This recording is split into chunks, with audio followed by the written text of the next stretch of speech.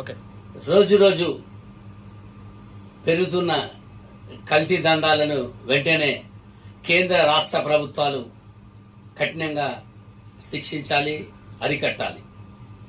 ఎందుకంటే రాబోయే రోజుల్లో ప్రజలు అనారోగ్య పాలై, రోగాల పాలై, చనిపోయి లాస్ట్కు ప్రజలే కనుమరిగే పరిస్థితి రాబోయే రోజుల్లో వస్తుంది కనుక అధికారులు చాలా జాగ్రత్తతో ఎవరైతే కల్తీ వ్యాపారాలు చేస్తున్నారో వారిని వెంటనే శిక్షించాల్సిందిగా నేను ప్రభుత్వాన్ని కోరుతున్నాను.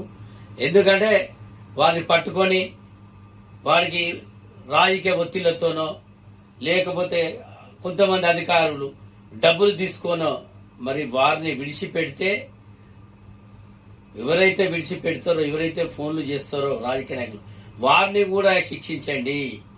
అటువంటి కఠినమైన నిర్ణయాలు తీసుకోండి.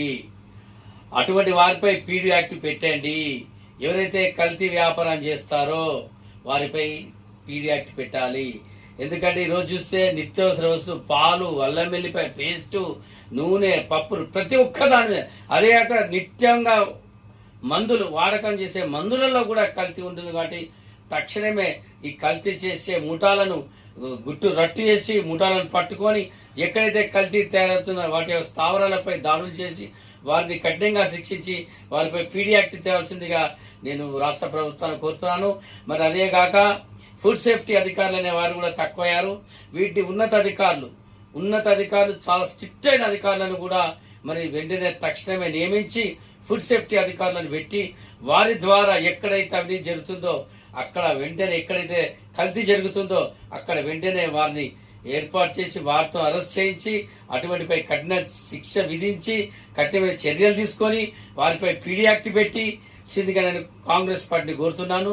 లేకపోతే రాబోయే రోజుల్లో ప్రజల కరమరిగే పరిస్థితి. ఇలా ఒక భయంకర ఒక రోగం క్యాన్సర్, ఆ ఒక్క క్యాన్సర్ ఇవాళ కల్తీతోనే వస్తుంది. మరి అటువంటి మహమ్మారిని, భయంకర మహమ్మారిని అరికట్టాలి, క్యాన్సర్ని అరికట్టాలి అంటే దానికి ఒక్కటే కల్తీని ఆపండి.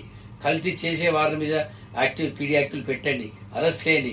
కల్తీ ఎప్పుడైతే ఆగుతుందో అప్పుడే మనిషి ఆరోగ్యం ఉంటాడు కనుక నేను ప్రభుత్వాన్ని కోరుతున్నాను, దయచేసి ఎవరైతే కల్తీ చేస్తారో అటువంటిపై తీవ్రంగా కఠినంగా శిక్షించి పీడీ యాక్టులు పెట్టి ఎటువంటి రాజకీయ ఒత్తిళ్లు వారిపై కూడా సెక్షన్లు పెట్టి మీరు చట్టరీత్యా చర్యలు తీసుకోండి తప్ప ఎవరిని కూడా విడిచిపెట్టద్దని నేను కాంగ్రెస్ ప్రభుత్వాన్ని వేడుకుంటున్నాను.